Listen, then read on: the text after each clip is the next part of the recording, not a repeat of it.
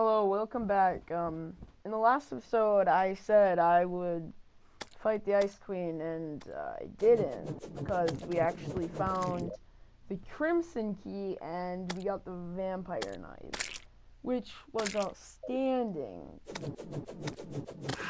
So in this episode, I'm gonna fight the Ice Queen, because somebody asked how do you beat her, and I didn't do it, so I'm gonna do it in this one.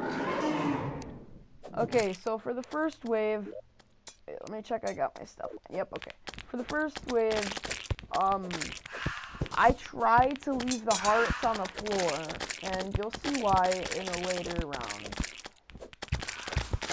But if you kill the people, and you just leave the hearts on the ground, it will actually regen you when you get to the Ice Queen, and it makes it much more helpful.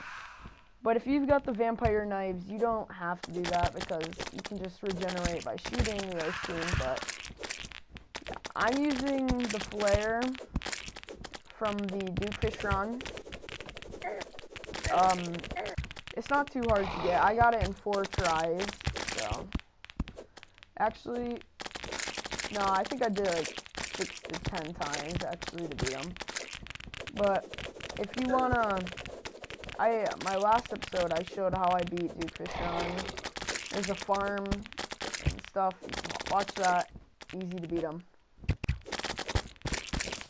So these first couple of rounds, they're not hard. The Everscreams, they drop Razor Pines, which are godly. If you can get that up to, I think Mythical is the best for it. Actually, yeah, Mythical is the best upgrade you can get for the Razor Pine. I think you can get it up to like 100 damage if you got Spectre Armor, the Sorcerer Emblem, and yeah. So now for the Santa NK, all you do is you want to fly around his head like this, what I'm doing. This will make it so he can't really shoot you.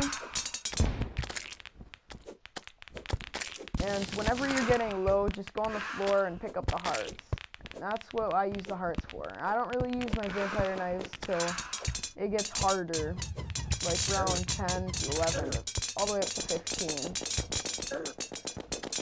But I might actually have to, because Mr. Santa over here, he's being a jerk. Now, these little elf copters, you always want to take care of those first. They will ruin your day. And I'm about to get ruined. Gosh, dang it. The vampire knives, you just use them like that, and you'll be set. Oh, as you see, I just got the Razor Pine. Razor Pine's not the hardest weapon to get. I recommend if you're trying to get it, use a farm. Like the one I showed in my last video.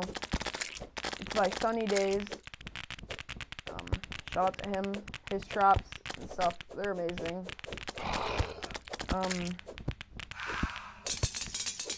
Yeah. If you have any questions, leave comments. I'll do it. If you want anything, just add my gamer tag. I can give you stuff. I don't really have anything to do, so. I mean, I might as well give it to people, right? I beat the Frost Moon in the Pumpkin event. I call the thingy the Frost Moon, but I just now realized that's actually not the name, so excuse me for that, but that's what I call it. I call it the Frost Moon, and then I'll call it the Frost event and then the Pumpkin event, so it doesn't get mixed up. But yeah, I've pretty much got everything in the game, all legit.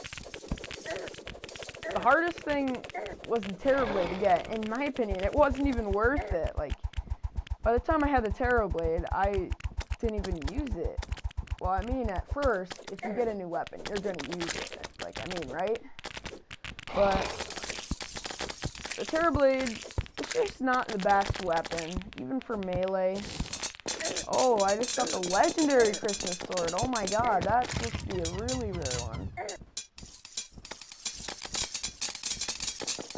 Okay, looks like that doesn't do much damage. damage. I just wanted to try it out. People have been saying that melee class has been terrible for console and stuff. Because on PC you got 1.3, which you can get everything for that. But for console, you don't got much stuff to do. It's easy to beat it. If I'm right, I think this is the round where the Ice Queen, yep, there she is. Now, what you want to do is you want to stay low when you're attacking her. If you've got Duke Fisher on wings, you want to stay above her like this and fire your flail at her. This will make it so she can't hit you, and then she'll spin, and you can get around 6,000 to 10,000 damage while she's spinning. I try to stay really high when I'm hitting her, and I think she just died. Nope. And when she does that, when she runs away like a little girl, then you just want to come back to the ground and she'll follow you. But you always want to hit her when she's spinning, because that's like the most vulnerable moment for her. And you can easily do around 10,000 damage while she's spinning if you're using flail, anything that it deals really high melee damage, which I thought this was range damage, but it's melee, obviously. These wyverns are everywhere. Now, if you want to add me, my gamer tag is Xenon Gaming 856 XEN. Wait a minute. Oh, there she is. It's XEN NON GAMING 856. Pretty not the hardest spelling to do, but a lot of people get it confused with the Z or Xenon. I don't know why. It doesn't really sound like that. And let's go, Mrs. Ice Queen. I've defeated the ice event like 6 times. It's not the hardest thing. The easier event would be the pumpkin event. So if you're not super strong, I recommend doing the pumpkin event first, because it's not too hard. It's pretty easy to complete. And now for these Yetis, you want to stay high. They don't do too much damage, I'm not sure. Oh, that was the end of the event. That was a pretty good little playthrough of it. So, wow. Okay, let's see what we got. We got this. Oh, 153 damage. Now, it doesn't do this much damage without boost and stuff. It probably does around 100 damage. But as you can see, my Terrorblade does 180.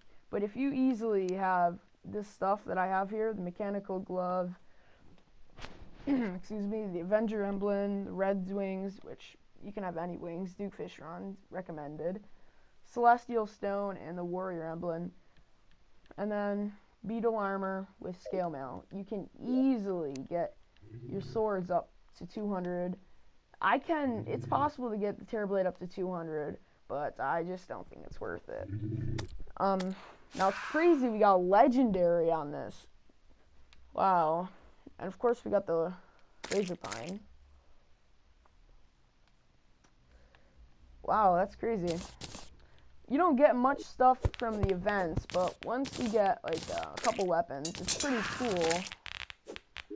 A cross necklace. What is that? Oh, not even useful. Now, I'm gonna explain my classes. What are you? What is that? I don't think I've ever got one of those. Now, I built this little hotel off camera because I was getting sick of this. There's a glitch for some reason that you see right here. I can't go through this. The NPCs get stuck on it, and it's crap. And I'm trying to get all the NPCs, but I just don't know which I'm missing. Like I've got, I think I have them all. There's 24 if I'm correct. 3, 6, 9, 18, 24. Wait, no, 9, 18, 27. That means 3, 6, 7. 7, 14. There's 21. Then, I don't know. There's 21 NPCs. I'm missing 1, 2, 3, 4, 5. 5. If you know how to get those NPCs, yeah. And then, this is crazy. Now, somebody commented on my last video of Terraria and said that this is the rarest item in the game, this painting. I really didn't believe it. I searched it, and I was amazed. This is like a 1 in 20,000 drop from the dungeon. And I was amazed, like, wow. And then this right here, I think is a 1 in 5,000 drop. Crazy. I never knew. Wow. So real quick, for loadouts, my recommended loadout is melee because it's much easier to get than mage and stuff. See, all you gotta do to get this is beat. You gotta kill turtles to get get the turtle armor to make this, and then you gotta get chlorophyte. Well, chlorophyte is to make the beetle armor. Or oh my god, what am I saying? 1 minute. Okay, to make the turtle armor, which to make the beetle armor, you gotta convert the beetle into the turtle. What am I saying? Okay, don't listen to me. Actually, to make the beetle armor, you gotta make the turtle armor, which is chlorophyte and turtle scales, or whatever they're called. And then you get beetle husks from the golem, which the golem's not hard to beat. You can use pretty much anything. Like, I used the Terrorblade to start, because I didn't really use anything else, but you can use the Razor Pine. You can use a lot of stuff. You can use summoning items. If you have the Raven Staff, that will take him down in like seconds. Well, in like a minute, but yeah. For my mage loadout, I don't really like using the Spectre Hood because it gives you 40% decreased magic damage, which is 40% minus this would be, that's 44 damage that will reduce this. And then it will, how much does this bring it up? 7, 8. So 15%, it's not worth it. 15% and then 30. So it's 55% that you're losing, and you get 15 back. So it's not worth it. So I recommend using the Spectre Mask because, well, it matters up to you. It's your game style. If you're doing like events, the Spectre Hood will be better, but if you're doing bosses, the Spectre Mask is highly way better. Now, the Crystal Ball is really good if you have the set. And then I use the Sorcerer Emblem and then the Razor Pine, and you can use these same emblems, which will give you more damage. I got the Rainbow Gun. Oh yeah, for my ranged loadout, this is what I use. The Shroomite Mask, Shroomite Breastplate, and Shroomite Leggings. If you're using a gun, like the chain gun right here, then you're gonna need the Shroomite Mask. If you're using like a bow and arrow, do the Shroomite Hood, and yeah. And then, yeah, like I can get this Unreal Pulse Bow from, you get it from the Traveling Merchant, which is Unreal. And if you get the Unreal on it,